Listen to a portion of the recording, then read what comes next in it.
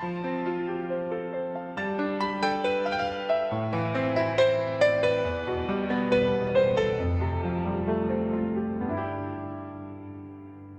vršku nad mestom, kde vietor piesne skladá, stojí tam dáma, čo veky prekonáva rada.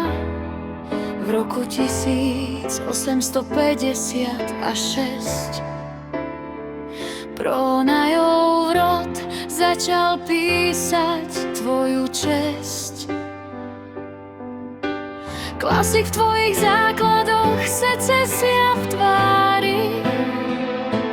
Čakáš na chvíľu, kým sa tvoja pýcha rozjarí. Kaštiel v Opatovej, ty spiaci klenot náš. Dnes zhadzuješ prach a novú tvár si obliekáš. Už nie si len deň, hustom kroví ukrytý. Si príbeh odvahy, do kameňa vyrytý. Mučenec sa díva, ako vstávaš z popola. Pieseň tvojich múrov znie do celého okolia. 10 ročia ticha, okná ako slepé oči. Každý sa bál, či sa tvoj osud nedovrší. No prišla nová nádej, ruky, čo ťa liečia, aby si bol pýchou pre budúce storočia.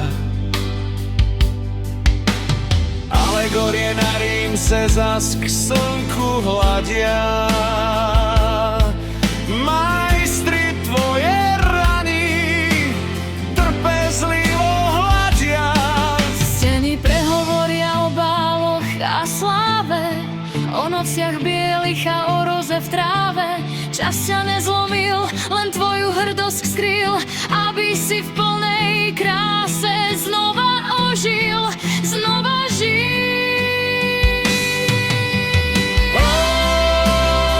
Kaštiel v Opatovej, ty spiaci klenot náš. Dnes zhadzuješ prach a novú tvár si obliekáš. Už nie si len dňom a hustom kroví ukrytý. Si príbeh odvahy, do kameňa vyrytý.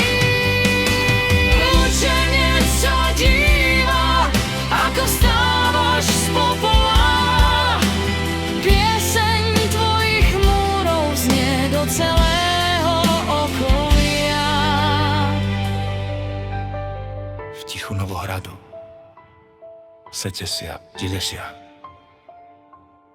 Opatova, tvoj domov, tvoja pýcha.